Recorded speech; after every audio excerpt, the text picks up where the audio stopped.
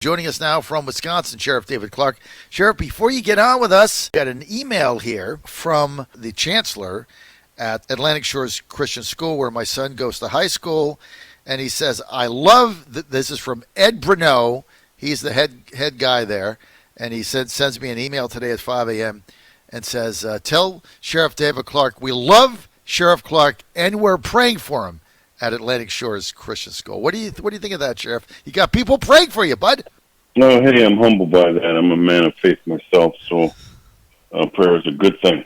Always a good thing. Always a good thing. Oh, this just in. Last night, Virginia Beach in Virginia. Schools start the year online. They'll reevaluate on November 3rd. Everybody's reevaluating everything, Sheriff, on November 3rd. November 3rd is like the magic day in America. All things are solved.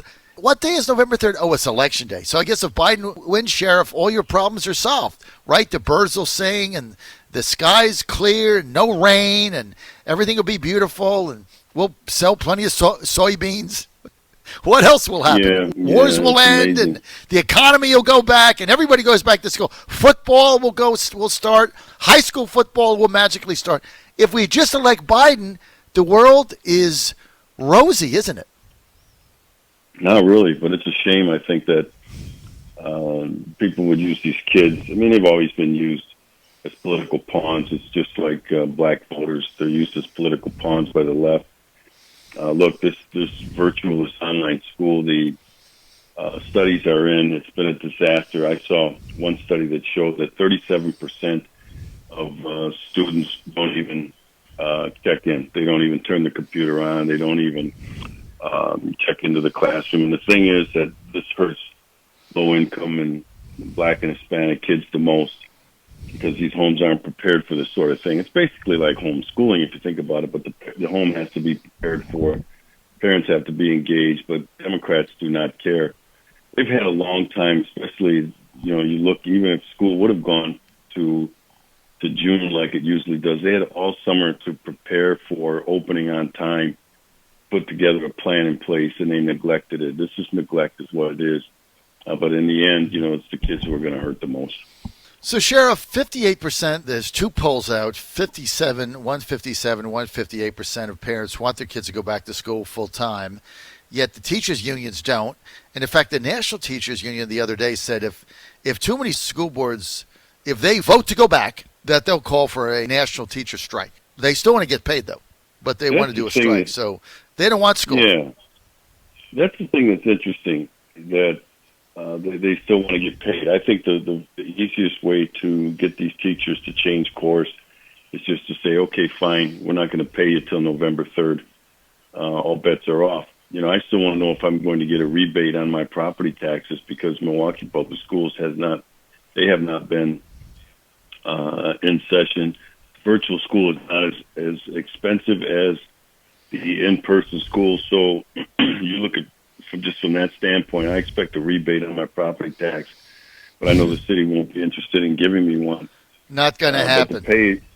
No, and here's an example when you talk about the politics involved. The Los Angeles School Teachers Union made some demands. They said no in-person class until, here's some of the demands on their list: defund the police, moratorium on charter schools, financial support for undocumented students and families, illegal aliens, federal Medicare for all, and state wealth tax. They want those demands met before schools can be opened. John, you tell me what that has to do with opening schools, those demands. Nothing. That has nothing to do with opening schools. Absolutely nothing. So why are they doing it? November 3rd. The magic day in America. It's magic day, right? Yeah. I mean, it's basically, if you're the teachers union now, you take advantage of the COVID-19 virus. You take advantage of it to get everything you want, right? And you hold the kids hostage in the meantime and not educate them, so we can have a whole generation of children in America lagging behind the education curve. Those are in public schools, and many, as you say, many minority Americans, single moms, things of that nature, don't have the resources to send them to a charter school, can't get transportation there. There's all kinds of things that go with this, with the teachers union coming down on the side of politics and saying, we're not going to educate your children, and if you try to do it, then we're going to go on a national strike. I'm the only one that's really reporting this today, because I thought the arrogance of that was beyond the pale. So we're going to call a national strike if too many school boards want the teachers to do their job. We're just going to call a national strike, and we still expect to get paid because of COVID-19. So you have to pay us, or we're just not going to show up for work. Is this Biden's America? What is Biden's America? Is it what we see in Seattle and Portland, Chicago, New York, and now we don't educate our children? Sheriff, explain to us, what is Joe Biden's America? No, this is what the Democrats' America looks like. Joe Biden's America looks like this. You stay in your basement. You call Arizona a city. You call your sister your wife. That's what Joe Biden's America is. Look, he has no hand in any of this that's going on right now. And I think that's, a big thing that many, let's call them non-committed at this point, not undecided, just non-committed voters have. This is what they're going to have to ask themselves. Is this the kind of person we want to put? Do we want just a symbolic person in the White House, and there's really a shadow government that will be running things? Because that's exactly what will happen if Joe Biden gets elected. He will not be running the White House. He will not be running the executive branch. There'll be a shadow group of people that will be running things behind the scene. That's a very dangerous thing for the voters to do at this point.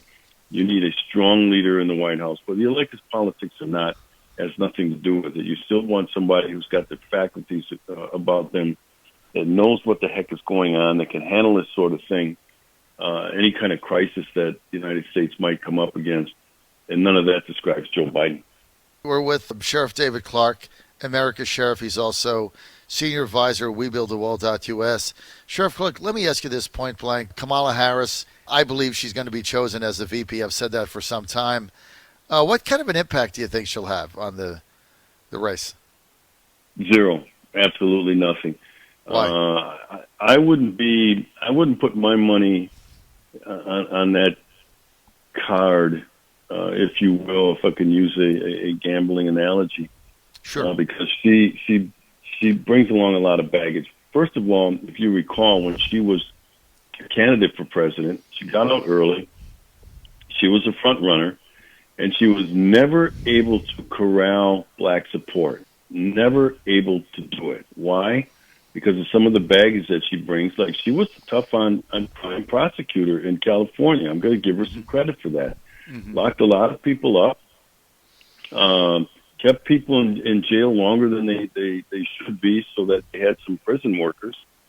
And she just never caught fire with the black voters. And what the Democrats know they have to do is that they have to ignite, and they're trying to do it through rage right now, but they have to energize black voters so that they come out in record numbers like they did for Barack Obama, but it's not going to happen. It's why they didn't come out for Mrs. Bill Clinton either, all right? They're just not energized. So, and she went after him pretty good in the debates, if you recall, and I just see that being problematic for the Democrats moving forward in terms of the black vote.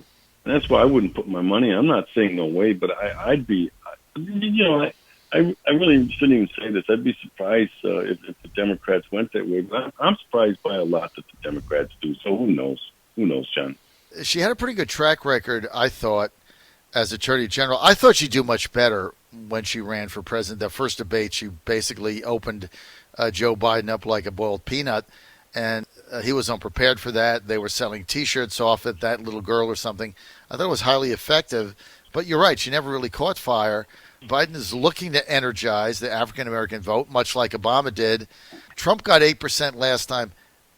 If the economy didn't collapse with COVID, I really thought he was going to get 13%. I mean, I had a lot of people telling me he was going to get 15. I think he would get there, but 12 or 15, 13%. If Trump gets 13% of the black vote, he wins in a landslide. I mean, it's over. Now polling is showing he's down to 6%. Where do you think it'll eventually go? I don't know. I still think it's probably in that range of 6, 7, 8%, which would be fine. Look, that's not what put him in the White House to begin with. The black vote didn't do it. Middle-class voters did. Let's be honest. Middle-class white voters put him in the White House, and that's where his base is, and that's what he should go after. And, don't chase a ghost. Don't chase things that are not likely to happen. Make sure you have your base shored up. You get out your base, and there's still a number of new votes that he can go after based on his law and order, the tenet of his campaign right now. I think it's very powerful. I think that transcends demographics. I think it transcends gender. I think it transcends social class. I think it transcends race. Everybody wants to be safe. They're watching America burn right before their eyes, and the everyday person, I don't like to call people average, the everyday person is not liking what they're seeing. So I think that if he stays on that, if he talks about the Supreme Court, because that's going to be important, those things that got him in the White House, you dance with what I said, that you dance with who brung you. Right? That's the way the saying goes. You dance with who brung you. And so, he made the plea to the black vote last time. He got kicked up a few percentage points. No, I'm not saying turn away from it, but you can't put all your chips on the table over that. Just, get back to your base, energize your base. His base right now is beleaguered. His base is frustrated right now. His base is dispirited and deflated. If he can energize that base again, he can win this thing. I have no doubt. Let's get to law and order. You're a sheriff. A couple things. Number one, new poll out, 73% of Americans saying they want to either keep police funding the same, not to fund, keep the same, or increase it. 73%. That's a pretty stunning number. That's, 3 out of 4 Americans, all colors, all races, all political stripes, want to fund or increase funding for cops. Is that not a major campaign issue now? Oh, it's huge. I just talked about it, how it transcends so many demographics. That's why the percentage is so high of people who want the funding kept the same. People understand in a civilized society, in a society based on the rule of law and order, you have to have somebody defend that, and that somebody is the police officer, the American police officer. So, talk about defunding the police. You see, any of these major cities are having a spike in violent crime, and I think that it's connected directly to how the police have been bashed over the last 3 or 4 months, actually over the last 3 or 4 years by the Democrat Party. But you see homicides are up. You look at the city of Chicago to date, the last 9 weekends, just weekends, not 9 weeks, 616 people have been shot in the city of Chicago, leaving 121 dead. New York, I think homicides are up 40%. Shootings are up 40%. You go to any major city, Portland, Minneapolis. I saw an article yesterday in Minneapolis, robberies and car thefts are up precipitously. So when you look at that, that's all, I believe, because the police are not as assertive as they need to be. The police, you look at New York, they disbanded the anti-violent crime unit, and all of a sudden shootings and homicides go up. This is not rocket science, John. This is pretty elementary. It's pretty basic. And until we get this political class to get their boot off the neck of the American police officer, let them get off the ground, let them do their job within the law, and that's what they do anyway, and start shooting down these myths and propaganda about the American police officer. And once that happens, and the cops actually go back to work in the way that they know how, the way that they're trained, then you'll start to see violent crime on the run again. But until then, violent crime has the upper hand right now. Sheriff Clarke with us. You can follow him on Parler and also look him up at americasheriff.com. And he's a senior advisor to WeBuildAWall.us, former sheriff, Milwaukee County. Sheriff, another question. In Seattle, the police chief making a statement last night after the Seattle City Council. These are people elected by the residents of the city of Seattle, so they're elected by the people. Their city council eliminated or prohibited several important tools that police are trained on, in order to fight crime, pepper spray, stun guns, and things like that. They outlawed it, said you can't have it anymore. Soon as that was passed, the police chief in Seattle, African-American woman, put a statement out and said, okay, well, I get it. We can't utilize these anymore, even though our officers were trained to use them. But because of that, it'll put our officers at risk in trying to respond to mobs or protesters or looting or property damage. So basically, we can't come because I can't put my officers at risk and you're on your own. Did you ever think you'd see this in America? No. We usually try to add to their repertoire, if you will, of tools to be able to intervene in some of these violent clashes, some of these violent situations like family troubles, fights, so on and so forth. And now to start to take them away, that's not a serious public policy proposal. That's sheer buffoonery to do that sort of thing. I'm waiting for the Seattle Police Union and some of these other labor organizations, police unions, to call for a walkout. Look, I'm not going to put my people out in harm's way without the ability to be able to defend themselves. So that's a decision that the chief should make. I don't agree with her on much. She ordered that they abandon that police precinct out in Seattle. She claims she didn't, but you know what? The precinct was abandoned, and she has to take responsibility for it. And then they didn't reclaim it afterwards. If she was so against it, she was going to say, "Hey, we're gonna go back and we're gonna take that hill," and she didn't do it. But they're working their way toward disarming the police is what they're really doing. I mean, they don't even do this for the common criminal out there. Take away their ability to perpetrate and victimize people, but they're trying to disarm the police, and that's coming. There'll be a proposal made. They do this in stair-step fashion. First, it's the pepper spray. Next, it'll be the handcuffs. And next, they're going to say the firearm. Let's take it away. But what they're doing, the law of unintended consequences will kick in. That's what I call this buffoonery. What you're going to see is the use of more deadly force because the cops aren't going to have those. What we call it in law enforcement intermediate weapons, things like pepper spray, things like the baton, the wooden or the collapsible baton. Those are intermediate weapons. The taser, less lethal. And if you don't have that, well, then you're going to have to go from verbal commands because it starts on the force continuum. It's a stair step. It starts with verbal commands, and then you escalate it depending on whether or not you're able to overcome that resistance. So now what they're going to do, they're going to start with verbal commands. They're not going to have an intermediate weapon. They're going to have to use the firearm. See, they don't think about this crap because the Democrats and these liberals out here, they don't care, John. So it's not like, well, did they think this through? No, they didn't think this through. They just don't care.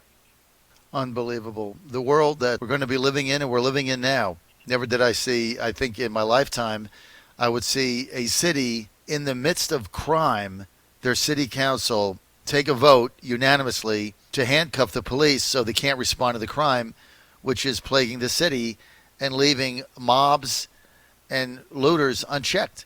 And basically the police chief said, hey, sorry, you're on your own. And I don't blame her. She's like, I'm not going to put my officers in harm's way, so we can't respond to you. And she said, don't even bother to call us because we're not going to be deployed. And, of course, what we found with a couple in St. Louis suburb is you try to protect yourself with a gun, you're the one that gets arrested. You can't make this stuff up. John Fredericks Radio Network,